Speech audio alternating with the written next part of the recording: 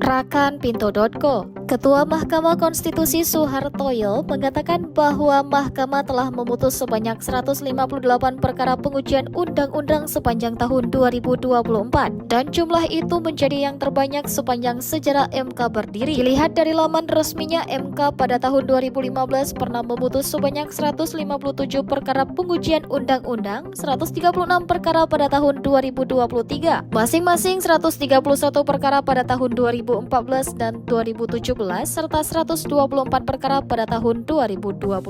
Dari sebanyak 158 putusan perkara pengujian undang-undang di tahun 2024, 18 perkara diantaranya dikabulkan oleh MK. Sementara itu 77 perkara ditolak, 31 perkara tidak dapat diterima, 8 perkara dinyatakan gugur dan 2 perkara lainnya bukan kewenangan Mahkamah.